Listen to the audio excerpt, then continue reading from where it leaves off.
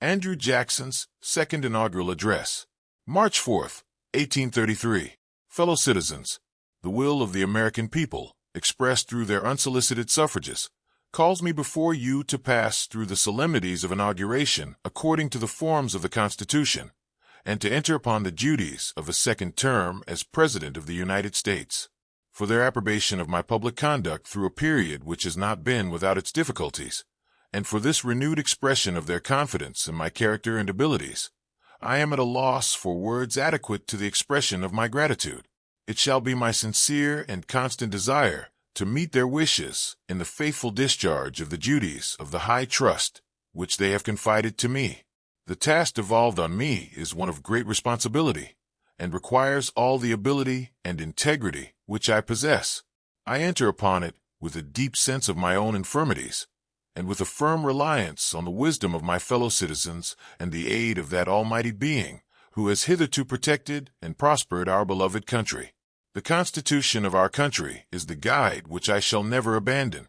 To preserve it in its original purity, and to maintain the rights of the states and the people, as they are therein defined, will be the object of my unceasing solicitude.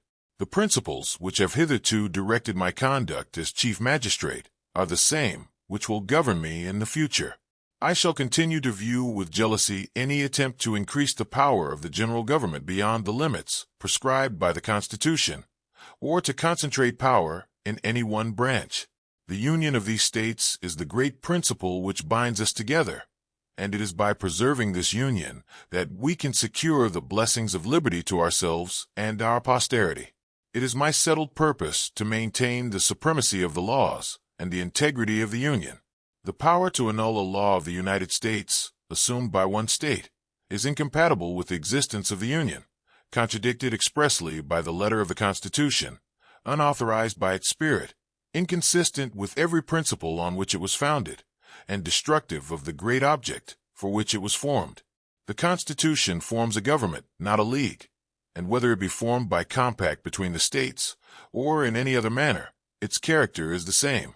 It is a government in which all the people are represented, which operates directly on the people individually, and not upon the states. The duties of the executive are defined by the Constitution. Those duties are not to be enlarged or diminished by any power external to the Constitution. The maintenance of public faith, the preservation of the public credit, the economical administration of the government, and the extinction of the public debt are objects which will continue to command my most earnest attention. I shall endeavor to avoid the dangers of unnecessary and unconstitutional legislation, and to restrain the action of the government within the sphere prescribed by the Constitution. With foreign nations, my policy will continue to be peace and friendly intercourse, avoiding all entangling alliances, and preserving our honor and independence.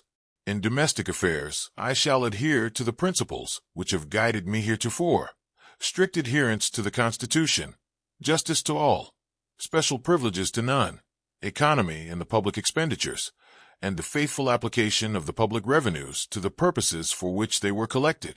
Fellow citizens, the past, if we judge it rightly, gives us reason for confidence in the future.